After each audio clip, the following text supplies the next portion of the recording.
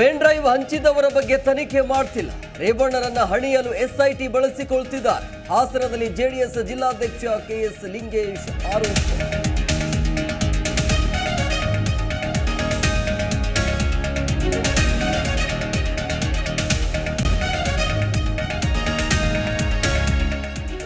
Prajwal pen drive ಕೇಸ್ಗೆ big twist.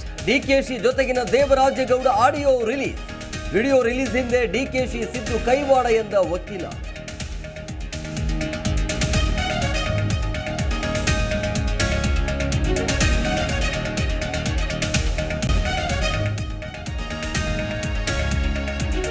ವಿದೇಶದಿಂದ ಇನ್ನೂ ಬಾರದ ಪ್ರಜ್ವಲ್. ಏರ್ಪೋರ್ಟ್ ಅಲ್ಲಿ ಕಾದು ಕೂತ ಎಸ್ಐಟಿ. ಇತ್ತ ಎಸ್ಐಟಿ ವಶದಲ್ಲಿ ಎಚ್.ಡಿ. ರೇವಣ್ಣಗೆ ಫುಲ್ ಡ್ರೀಮ್.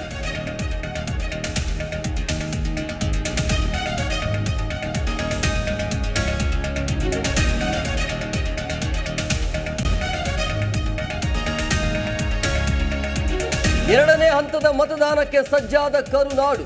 ನಾಳೆ ರಾಜ್ಯದ 14 ಕ್ಷೇತ್ರಗಳಲ್ಲಿ ಮಹಾ ಮತದಾನ. ಕಾಂಗ್ರೆಸ್ ಬಿಜೆಪಿ ನಡುವೆ ಹೈ ವೋಲ್ಟೇಜ್ ಹಣಾಹಣಿ.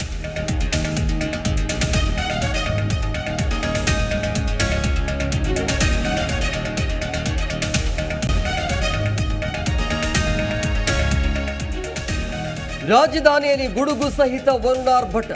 ಮೆಜೆಸ್ಟಿಕ್, ವಿಧಾನಸೌಧ, ಕೆಆರ್ ಮಾರ್ಕೆಟ್ನಲ್ಲಿ ಮಳೆ ಅಬ್ಬರ.